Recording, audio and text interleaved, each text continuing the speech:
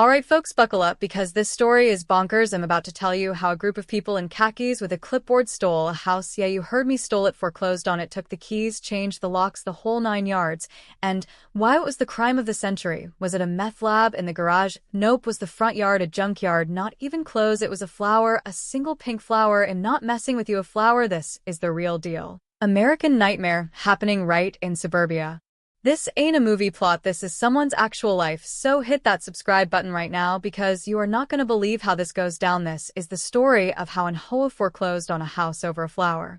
So let's rewind a few years. Meet Jamie and her family. They just bought their dream home in Maple Creek Estates. Picture this perfect little house, green lawn, white picket fence, the whole American dream package. They were stoked, over the moon. You know, the Hoa rules seemed normal: keep your grass trimmed, no parties till 3 a.m. And they had these guidelines about plants to keep the neighborhood looking sharp. Jamie was cool with it. She wanted a nice place too. She loved gardening. It was her thing, her zen zone. Now HOAS, they run the show for like 74 million of us. They're supposed to keep property values up, cool, whatever, but the rule book, the CC and RS, man, it's thicker than a phone book. And buried in Jamie's copy was clause 14.B.7 saying some committee could call your plants ugly and fine you till you fixed it. Sounds nuts, right? But that's the small print nobody reads.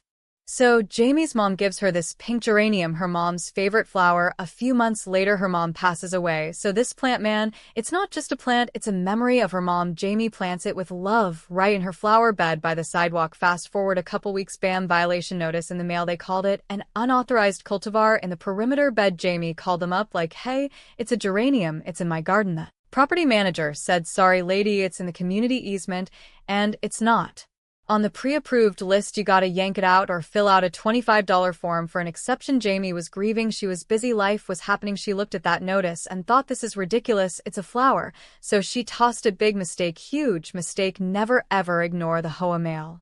So the Hoa machine starts grinding. Month 1, the fine is $25. Month 2, they hit her with daily fines, $10 a day. Every single day the letters keep coming, the stack gets thicker. Jamie finally goes to a board meeting to talk sense to them. They said she was being aggressive for wanting to speak. They said the issue was under review, but the fines never stopped piling up. This is where it gets wild. This is the Hoa playbook: a small fine plus late fees plus legal fees plus insane interest equals a snowball rolling downhill, and you're at the bottom of the hill in your pajamas.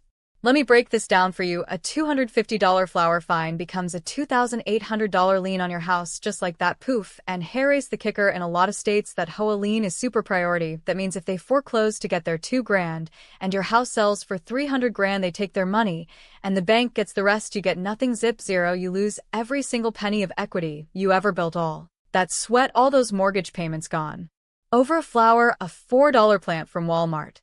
So Jamie gets this thick certified letter. Her hands are shaking. She opens it, and the words hit her like a truck: notice of foreclosure action. The amount $8,742 for a flower. She panics. She scrapes together cash for a lawyer. Her lawyer calls the Hoa lawyer, tries to make a deal. The Hoa board says no way, rules are rules. They say if they let her slide, the whole system falls apart. Jamie can't come up with $9,000 cash on top of her mortgage. Her lawyer says we can fight, but it'll take a year and cost more than the debt, and the foreclosure train has left the station. It ain't stopping.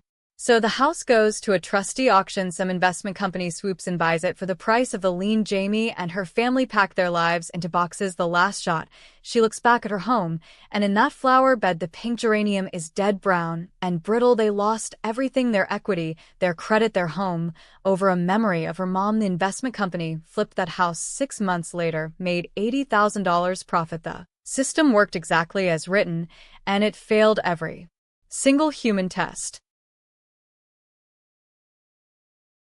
So listen up, because here's what you gotta do to protect yourself. Number 1, read your CC and RS before you buy. Know what you're signing. Number 2, never ever ignore a violation notice. Appeal it in writing. Go to the meetings. Number 3, get everything in writing. No phone calls, emails, and letters only. Number 4, know your state law. Some states make this harder for HOAs, others give them all the power. And number 5, if you see a lien on your property, get a lawyer that day, not tomorrow, today.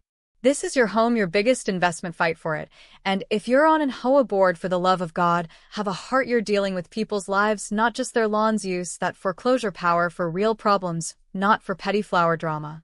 Jamie's family is still picking up the pieces. It takes years to come back from something like that. This story is real. It happens more than you think. So do me a favor, smash that like button right now to get this story in front of more people. Subscribe and hit the bell because we break down stories like this every week. And most importantly, share this video, text it to your friend, and in Hoa, email it to your neighbor. Knowledge is the only armor we have against this nonsense. Sometimes it's not just a flower, it's your home. Thanks for listening. Y'all take care of yourselves and each other.